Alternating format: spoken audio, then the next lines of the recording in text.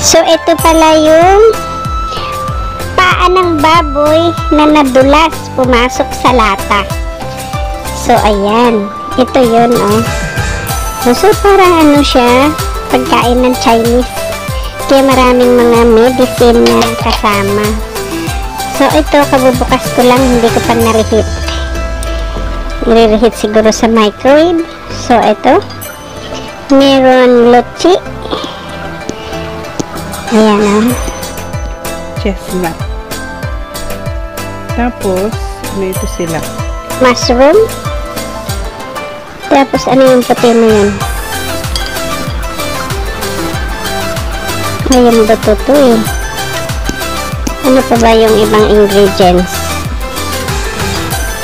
Basta yung tingnan natin, baka may sibot. Hindi ka rito, hindi ko siya ma-chopstick. So, ayan, mushroom pa rin. Tapos, wala na ba? Wala na bang ingredients? So, ito. Maybe, ibang ano niya. Diba?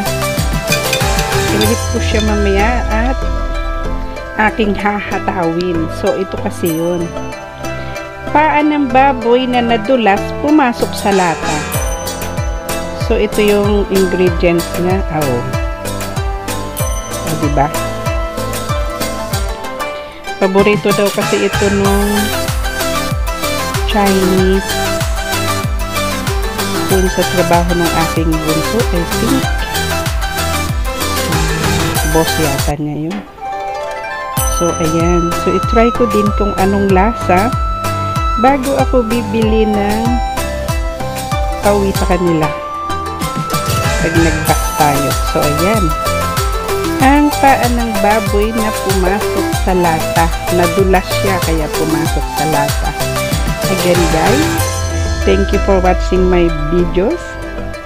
And once again, ingat po tayo lahat. God bless everyone. Maraming salamat po.